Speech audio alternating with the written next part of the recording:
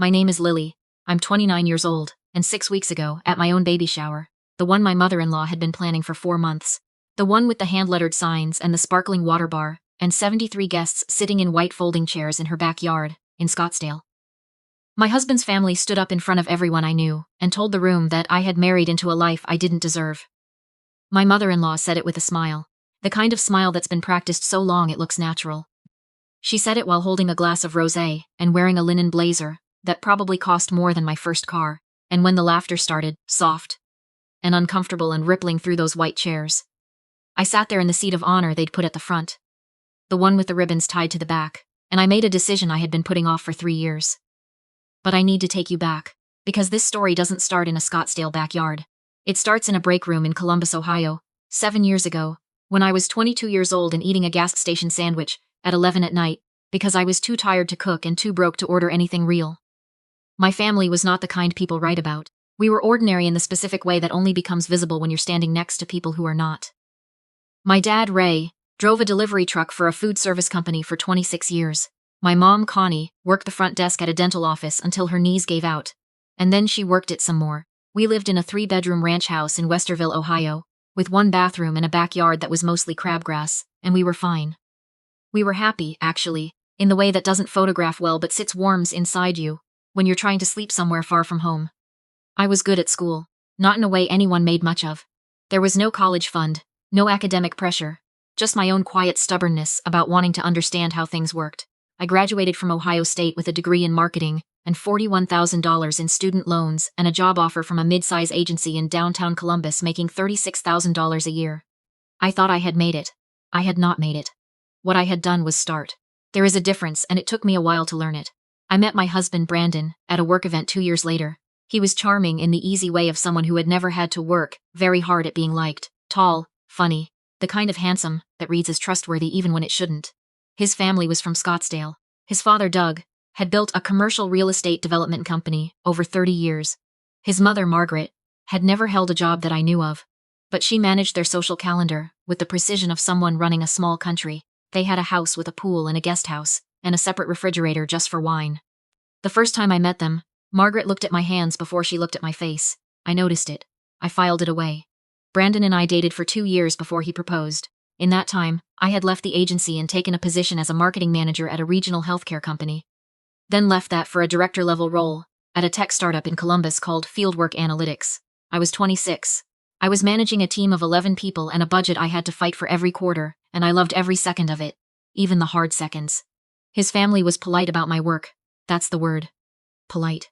Margaret would ask about it the way you ask someone about a hobby you don't fully understand. How's your little job going?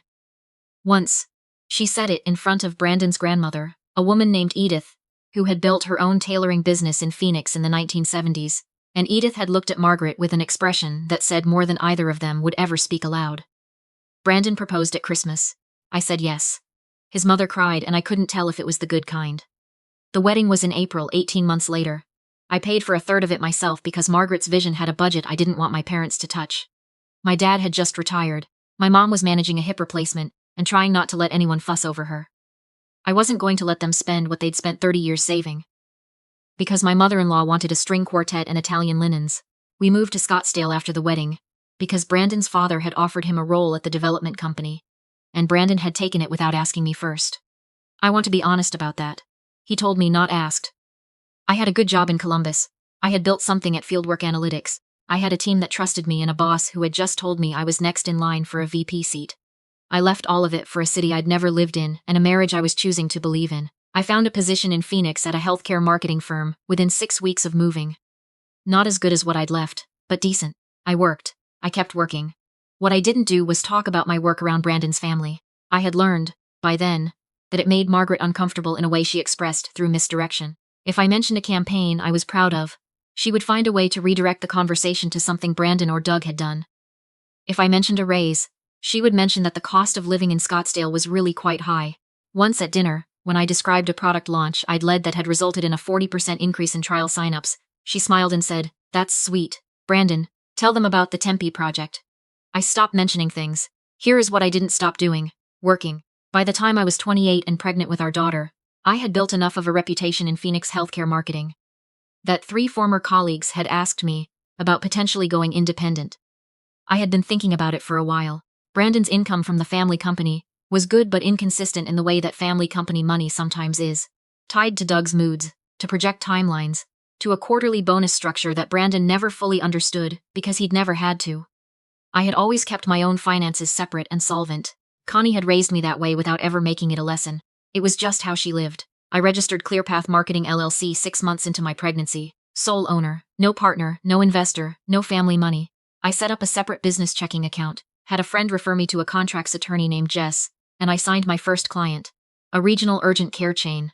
Before my 3rd trimester, I didn't tell Brandon's family. I told Brandon, who was supportive in the way of someone who doesn't fully grasp what you've done, but loves you enough to say the right things. I told my parents, who were so happy they didn't quite know how to say it, so my dad just kept nodding and my mom said, "Oh, Lilybug," in that voice she has. That means she's holding back something large. I didn't tell Margaret because I already knew what she would do with the information. I had watched her take every piece of my professional identity and quietly minimize it for 3 years. I was not going to hand her this one. The baby shower was Margaret's idea, and I let her have it because that is the kind of peace you make when you are married into a family like this. 73 guests, white chairs, hand-lettered signage that said things like "Little One on the Way," in a script that looked like it cost $30 a word. My mom flew in from Columbus and sat in the 2nd row, looking like she was at a state dinner and couldn't find the fork. She had worn her best blouse. I wanted to put my arms around her and not let go. The afternoon was fine, mostly. Women I barely knew admired things I hadn't chosen. Margaret directed traffic with a clipboard she had actually brought. At some point during the gift opening, Brandon's aunt, a woman named Cheryl, who had made it her life's work to confirm whatever Margaret believed, leaned over to someone near her and said something I wasn't meant to hear but did. "She doesn't even know how lucky she is." Doug basically handed them everything. I kept unwrapping a set of swaddle blankets. My hands were very steady. Then came the toasts. Margaret had organized them like a program. Cheryl first, then Brandon's college roommate, then Margaret herself. Margaret's toast started the way all of her speeches started, with the family. Doug's accomplishments. The Harrington name and what it meant in the Phoenix commercial real estate community. How much they had hoped Brandon would find someone who appreciated what that name carried. Then she looked at me. "Lily is a sweet girl," she said, and I felt every person in that backyard make the same small internal flinch. "She comes from humble beginnings, which we've always admired." A pause, perfectly timed. "She's been finding her footing out here, which takes time. We're patient people." She smiled. "And we know that whatever she ends up doing, she'll always have this family to lean on." Whatever she ends up doing. I was 7 months pregnant. I had a client contract in my desk drawer and 2 more in negotiation. I had built a company, quietly and deliberately, the way I had built every other thing in my life. Without asking anyone's permission and without waiting to be told I was capable. I looked at my mom. Her face was very still. She was doing the thing she does where she controls herself so hard that she goes completely neutral. I had seen that face exactly twice in my life, and both times it meant she was about to do something to protect me. I shook my head at her. Just barely. She saw it. I stood up. "Thank you, Margaret," I said. And my voice was even, and I'm going to ask you to believe that, because it matters. "I actually have something I'd like to share." The backyard went quiet the way outdoor spaces go quiet. Not suddenly, but settling. I looked around at 73 women in white chairs under string lights in the Scottsdale heat, and I thought about all the times I had made myself smaller in this family. All the dinners where I had let the redirect happen. All the Sunday lunches where I had smiled at, "How's your little job?" and said, "Great, thanks," and changed the subject. "I've been finding my footing," I said. That's a fair way to describe the last 3 years. What I haven't mentioned, because I didn't think it was relevant at family dinners, is what I found when I got there. I told them about ClearPath. I told them about the client roster, 4 healthcare systems, 2 regional pharmacy chains, and a telehealth startup I'd signed the month before. I told them that my company had billed $380,000 in its first year of operation, which was a number that I was not in the habit of sharing, but felt was relevant to the current conversation about what I might end up doing. I told them that I had funded it entirely myself, without a family company behind me, without a parent's investment, without anything except work I had done in cities where I did not have a last name that opened doors. I picked up my water glass. "To Brandon," I said, "and to our daughter, who I hope grows up knowing that she can build things too." I drank. I sat back down. My mother was crying. The quiet kind, the kind she would deny if you asked her about it later. Margaret was not crying. Let me step outside the story for a moment and talk to you directly. If you have ever sat in a room full of people who had already decided what you were, who had looked at where you came from, and concluded that it was the ceiling, and not the floor. This is for you. If you have ever been the sweet girl, or the humble beginning, or the one everyone is patient with, while you were quietly outworking every assumption they'd made about you, I see you. Drop a comment. Tell me whether you held it together, or whether you didn't, and whether you think it matters. I read everything. I'll be back in a minute. Now. What happened in the weeks after that backyard in Scottsdale? What I found out, and what it cost, and what it gave me. That part is the reason I'm sitting here telling you this story at all. 3 days after the shower, my phone rang. It was Brandon's grandmother, Edith. I had always liked Edith. She was 81, sharp in the way of people who have spent a long time watching other people be wrong, and she had been at the shower in a lawn chair that someone had brought specifically for her, because she refused to sit in white folding chairs on principle. Lily, she said, I have been meaning to call you for a year and I kept not doing it. I am too old to keep not doing things. She told me that 4 years ago, when Brandon and I got engaged, she had set aside money for us. Specifically for us. Not as a wedding gift, not to be absorbed into the family, but as a private fund for Brandon and me to use as we saw fit, directed through her attorney. She had told Margaret about it at the time. She had given Margaret the attorney's contact information and asked her to pass it along. I had never heard about it. Brandon had never heard about it.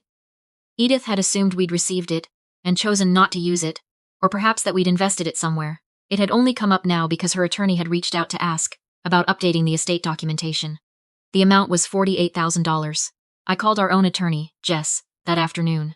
I didn't say anything to Brandon until I knew what I was dealing with.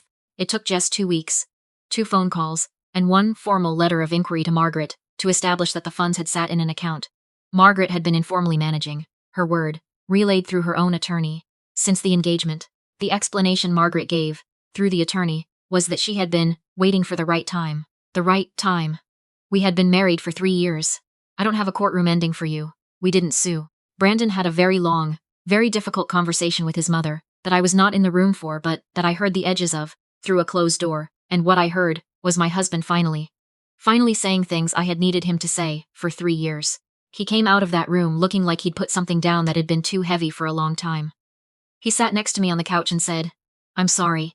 I think I've been not seeing things because it was easier. That is the most honest thing he has ever said to me.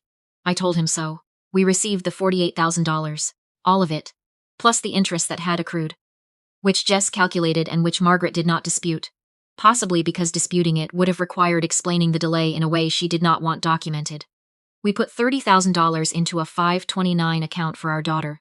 We named it in Edith's honor. Not legally, but in the way we think of it, in the way we'll tell her about it someday, when she's old enough to understand that some people hold things back, and some people hold things forward, and it matters, the direction you choose. The other $18,000 went into the operating account for ClearPath. Our daughter was born 6 weeks after the shower. We named her June, which was Edith's middle name, and also just a good name, a name that feels like a door opening onto something warm. I still work. I work a lot, and I work around a baby, and some days I work in the parking lot of a pediatrician's office while June sleeps in her car seat, and I'm on a client call with my phone on mute every few minutes, because she sighs, in this way that makes me forget what I was saying.